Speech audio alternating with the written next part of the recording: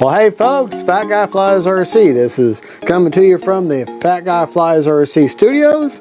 FMS reached out to me and they said, we want you to start reviewing some of our planes. I'm like, okay, hurt me.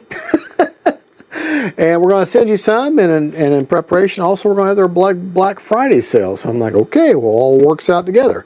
They said we're going to send you 3 or 4 planes, and they sent me that big FMX glider, the 3mm, which is an amazing flying plane.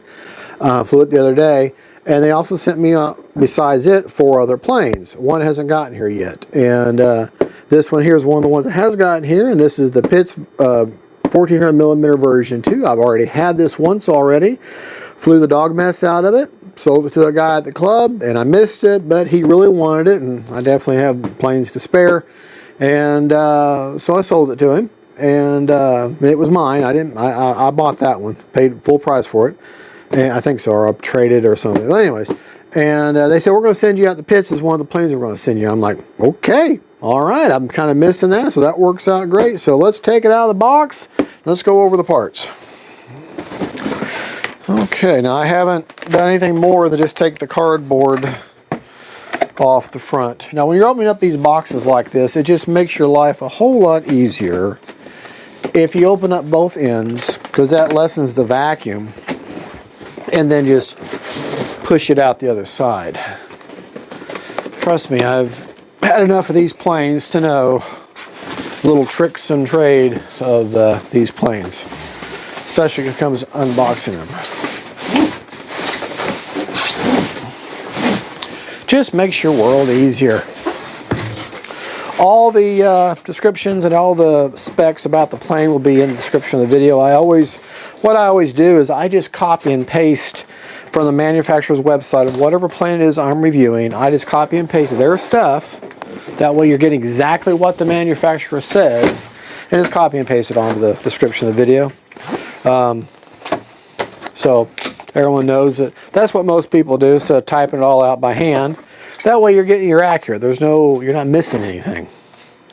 All right, as you can see, everything is like you can drop it out of the back of a bus or a big truck or whatever. Okay, I'll tell you what I'm going to do. Let me go ahead and take everything out, and then we'll go over the individual parts, and we'll be right back. Just real quick, once you take the top pieces off, it's all 4 of your wing sections and your wing spar, and the spinner is up top. But then when you take this off, it's like a grand reveal. Haha, look at that. Which I figured I'd go ahead and show that to you. All right, of course you got your inspected by sticker medallion. And here is your bag of all the nuts and the bits and bobs, the tail wing struts, the wing joiners, things of that nature. Got your very large horizontal stabilizer, otherwise known as elevator.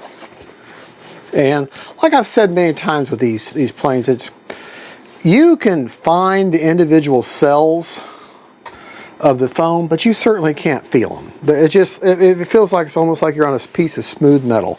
Now I would have liked to have seen this being a mechanical hinge, like they've done some of their other higher end planes, but this is a very good quality foam hinge with laminate in there, so that is a huge help. But yeah, I do like to see a little more reinforcements on things like that.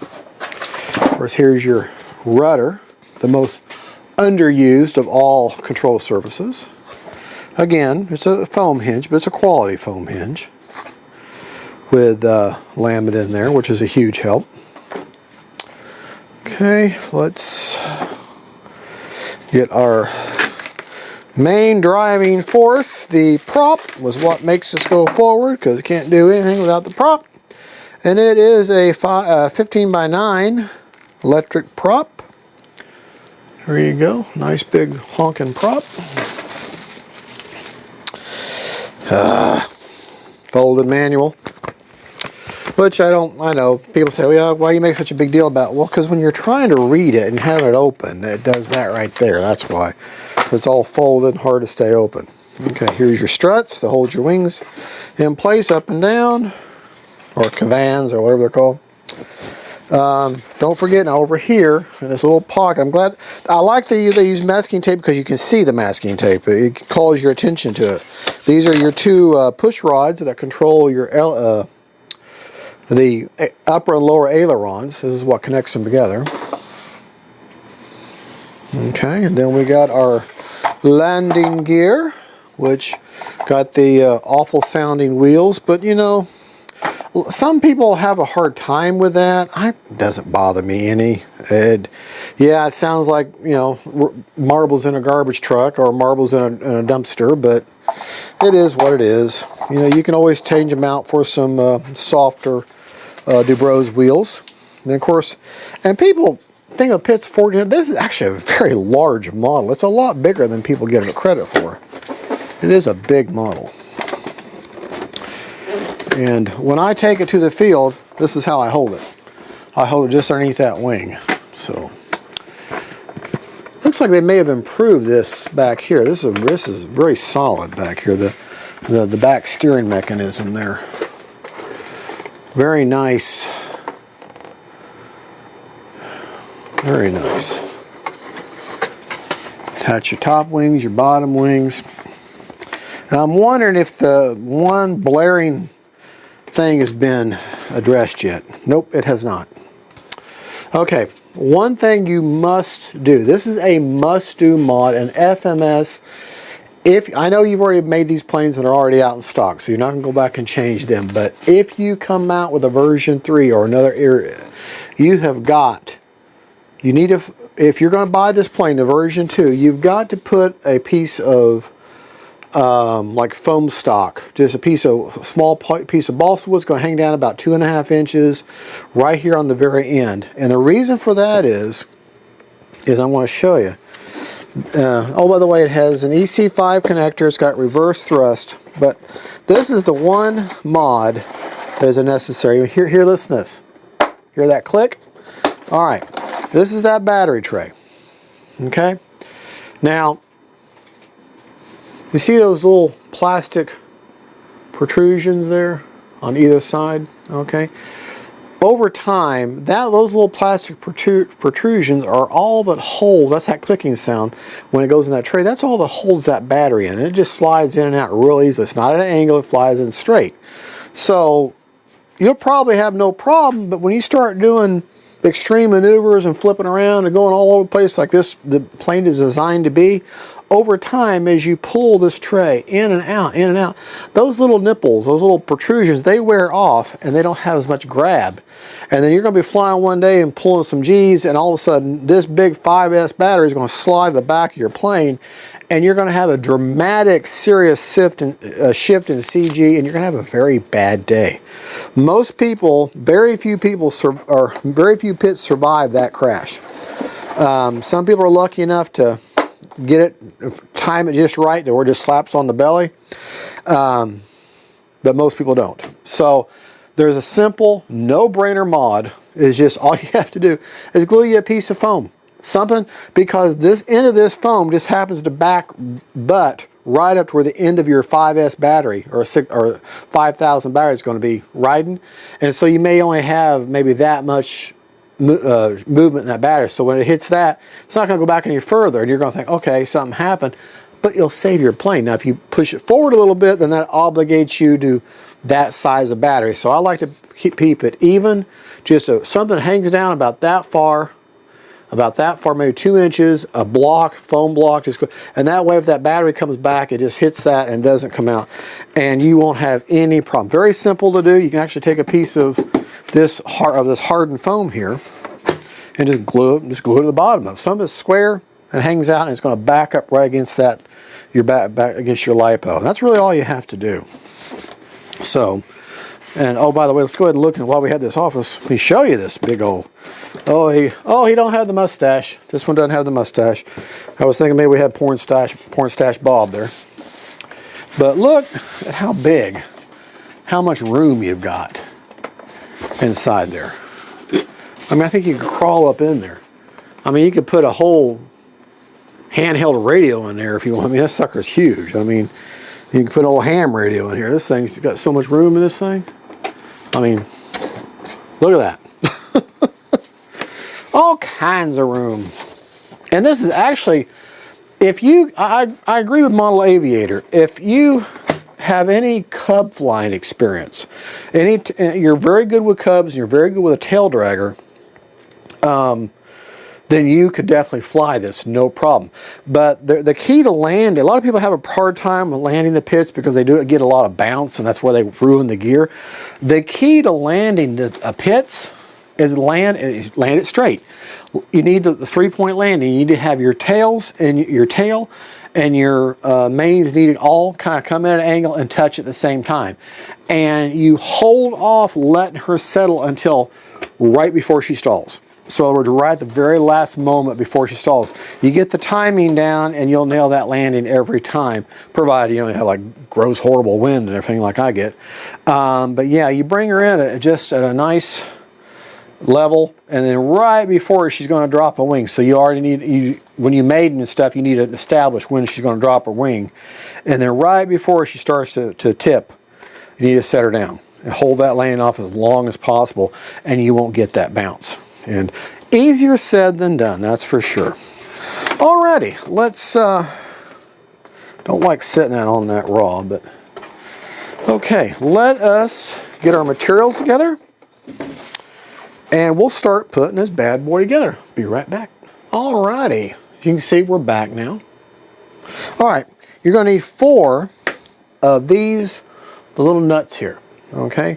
You see in here in the plastic, okay? If you look in the side, they're shaped the same way that these nuts are shaped, okay? So you're going to put the rounded end into the plastic like this, okay? And it should fit right in there. Should. Maybe it won't.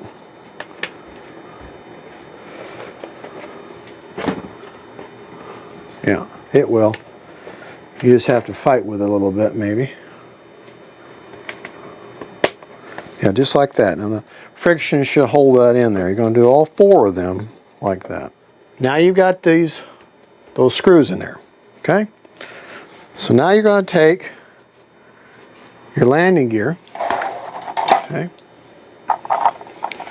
And it's going to, see this space right here? That's going to just fit in there like that. And then these cutouts on either side are going to fit over where you just put those in, okay? Just like so, okay?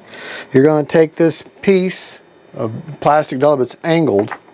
It's going to fit in there just like that, and you've got 4 of these little screws that have a point to them that look like wood screws, okay? And go ahead, and then you're just holding that plastic in. Just drive them on in. They bottom out. They have an obvious bottom out point. Don't force them. Just get them in there. When you feel them bottom out, stop right there. That's in there.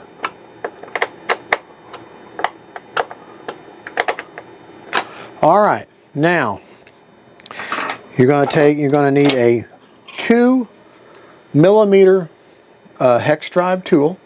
Okay, and you're going to take 4 of these 20mm machine screws, and they're going to slide in from either end. And this is what holds on your landing gear. It's just going to, they're just going to screw right on in there.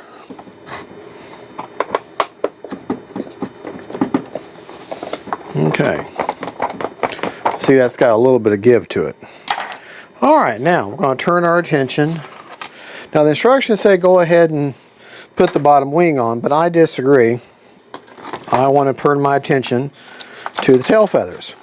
Okay, now you're going to be using 2 10mm screws. Now that is these little screws look like this, little machine screws. Okay, let's turn our attention to the tail.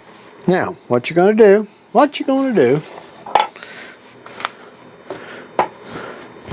you're going to take your elevator half. See those 2 holes there? Okay, 2 holes there.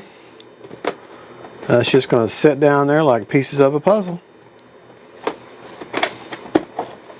Okay, it actually has a little pocket it'll fit into. You're going to take 2 of these screws, these 10 millimeter. Okay.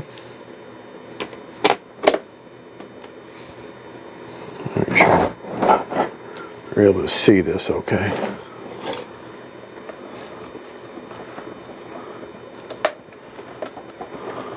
Now the way you tell when you bottom it out, when you see this foam structure around starting to dent in, like I'm seeing it now, you know you're there. Okay. Grab another one. Starting to dent in, so I know I'm home. Alright, now we're going to turn our attention to the rudder. Okay, now this is a tongue and groove type deal. It's going to fit in here, and this channel here, this whole thing is going to slide in there. But what you need to pay attention to is the underside. You got that rudder back there, right?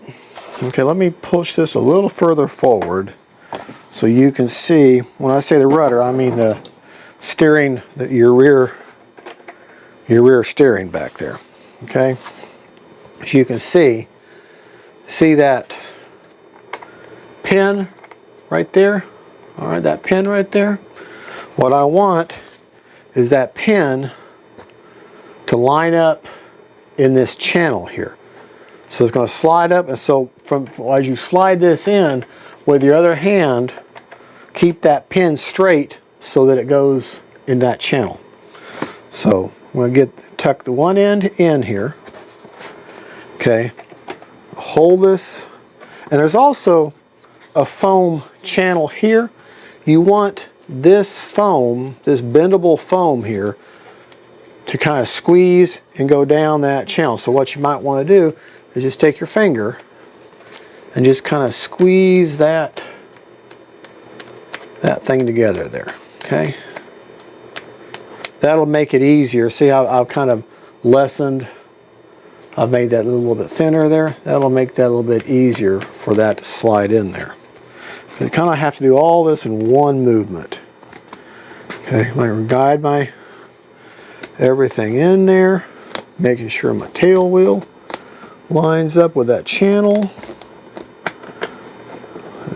Yep. All right, and that's there. And if all right, I think I got it. I think I got it. Oh no, I'm not in that framework that's in that. Gotta get all this time together.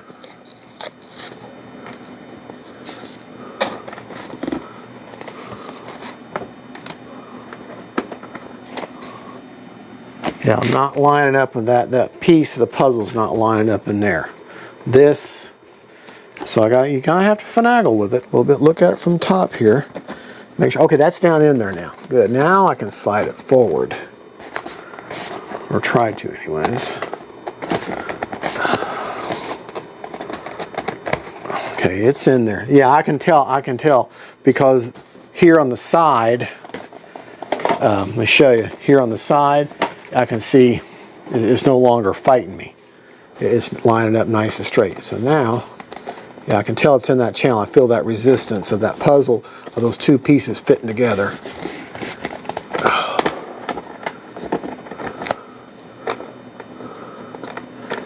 If I could just get the... Okay, good. All right.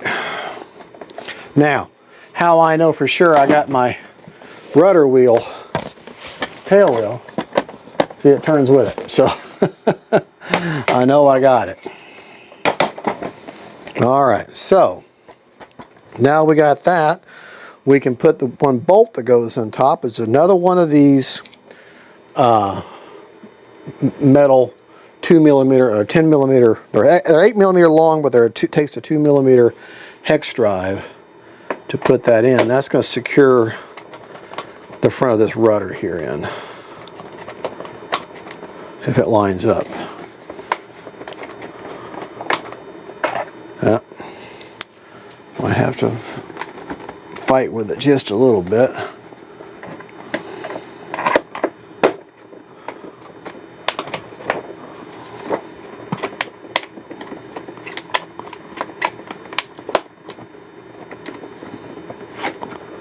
Ah, yep, it's got bite now. Yeah, I'm starting to see this plastic bend in. So I know that I am locked in. Okay, and that's all we do there as far as the top of that goes. Now you're going to take a small, it's one of these little 12 millimeter length. It's a little bitty black screw. Now this is what you're going to, hold on, make sure, include screws. Okay, turn this on the side because I want you to be able to see this. Okay, see right there? See that little screw right there? A little hole there? All right, I'm going to take this little screw. This takes a Phillips head screwdriver. Okay, and all that does is it prevents that shaft, that pin, from backing back out of there. Okay, that pin that way that won't back up out of there. All right, now while we're here, go ahead and do one of our easy peripherals. While we're here, turn the model all the way over. Okay, now you have some, I guess they're functional, these struts. Okay, and they just pop into place. Make sure, okay, yeah. The angled end part needs to go towards the fuse. Okay, and they should just pop into place. Okay, and that's there. Okay, let me get behind you here so I can see what I'm doing. Push that, see how it's just keyed? Okay, right like that. Okay, and that's like that, and that helps keep that firm. All right, now while I'm here, no, I'm not going to do that yet. I was going to go ahead and hook up my aileron and my elevator and tail rudder, but not until I've bound the plane up. I'll do that because I want to make sure that these are centered first. All right, now we can turn our attention to the wings. Okay, let's get, and for that we're going to change the camera views because you'll need to see it from a different angle. Okay, we're back. I decided I want to change my camera view again so you can see what I'm doing. Take the bottom of your wing here, okay, slide your servo lead, fish that through, okay,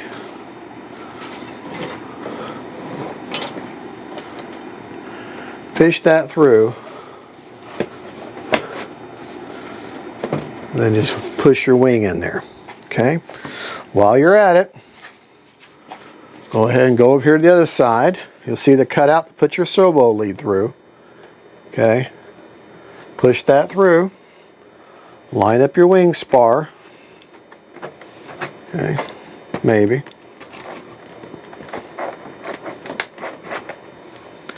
Holding the other wing from the other side and let that just fish on in there. Okay. Just like so. Now that we're here, you're going to take four,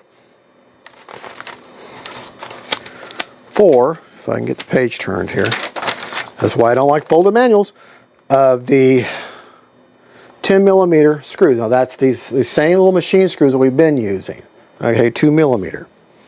Well, they're 8 millimeter long, use a 2 millimeter hex drive to drive them home, okay.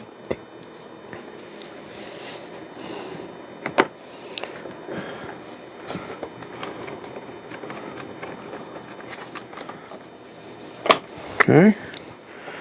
All right. FMS is really good about giving you like one extra screw of everything. So that they're very good about. I wish all manufacturers would do that. Because if you're like me, you've always got a screw loose. Now this one's going in easy. The other one on the other side made me earn it. All right, that's nice and flat, and that's in there. Okay, so now we've got the basic, the bottom of the wing put together. Let's change our camera view just a little bit. Okay, now turn our model over. All right, so now we have the top of the model here. Okay, you're going to grab both sides of your wing, grab your carbon fiber spar. Okay, this is just a blank wing. There's no servos involved in this one. Put your spar in there. The other half of your wing, slide that in there like that. Okay, that completes the wing. And it's got these 4 holes. Well, look what you got right here. Well, FBI calls that a clue. Okay, slide that. They're going to slide down in there. You can't, it's obvious, you can't mess this up. Okay, get them on there like that. Then you're going to take these 2 plastic doublers. Now they look pretty much the same. They may be keyed to fit, but I can't tell if they are. Okay, yeah, I guess they are. But they should fit in there nice and flush. Okay, you're thinking, well, that wing's moving a lot. Well, yeah, because we still got the struts to put in. We'll put them in last. All right, now for the top of the wing, just don't bump your wing too much. Okay, actually, no. No, we got to put the struts, those wing struts in first. Okay, so just lift this off of here. Okay, you set it off to the side. You got your wing spar, and friction's going to hold that in. Okay, you're going to put your struts. Now the front of this wing, the top wing's up here, the other wings are down here. So that should give you a pretty good clue as to how these go. Okay, they're obviously going to tilt forward, and this is a lot like a missile rail system. You're just going to fit in there.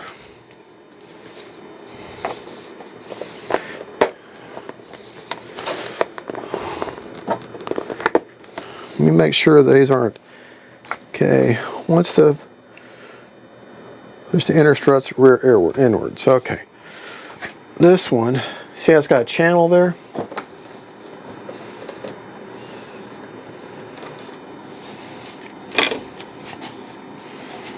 You gotta make sure you get the right one. It should just fit right in there. All right, that fits in there like that.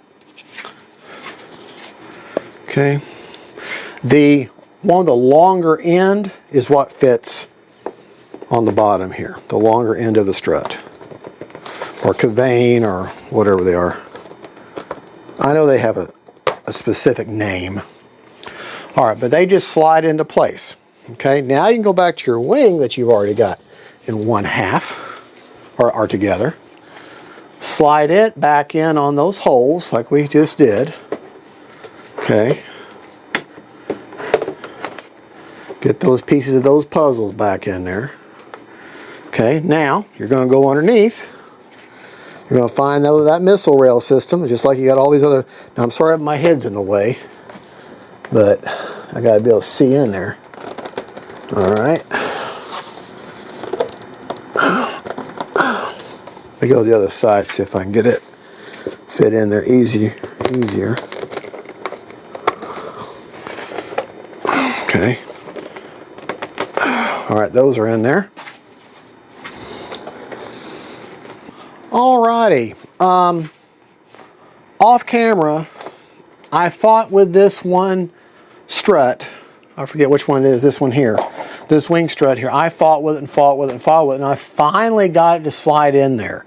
And so then I got that in there. And then I went ahead and I was just finished the build.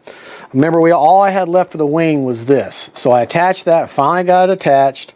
Put the 4 bolts in here with the doubler to attach the wing. I went ahead and took a servo tester, neutraled out the elevator and rudder, attached the push rods in the furthest out on the control arm to give me the most deflection. And then when I attach these strut push rods, you need to make sure they're even on both ends and that they attached evenly on both sides of the wing. And then when I attach them, of course I made my servos were centered, and then when I attached them, I made sure that the little clevis pins that you attach them, slid the fuel tubing over it, and then I took an extra measure step, which I do with the pits. I put a little zip tie around that clevis because it's just a little plastic pin that holds it in there. Really, FMS, these should have been ball link connections. These should have been ball link connections or a more secure clevis, but these will do. When you put that fuel tubing and that little zip tie on there, just to give you a close up of the zip tie on there. I did it on all four. Now I didn't do it on the elevator and the rudder because they've got a nice stronger, they got ball links, so I'm not worried about that. But went ahead and made sure the prop was balanced, and of course it was, and went ahead and attached it, and there you go. And that was the only last step. Now I will be taking a piece of that packing foam that came with the model, actually from the coffin itself. I'll cut me off a nice square, and I'll be hot gluing it to the end of that battery hash to that necessary mod. I mean, you may not have to worry about it right off the bat, but after you put, 10, 12 batteries and then keep sliding that battery in and out, those little plastic nubs are going to wear off, and you're going to have to one day you're going to be flying and your battery's going to shift to the back. So there's plenty of videos on that and plenty of proof of that. And that's FMS have already made these planes, so if they come out with a new version, a version 3, give us ball links on the wings connections and fix that battery hatch issue, or the battery tray issue. Other than that, you shouldn't have any issue. All right, well, folks, thank you so much. And FMS, and this is part of the Black Friday sale. This is one of the reasons why they sent it out to me.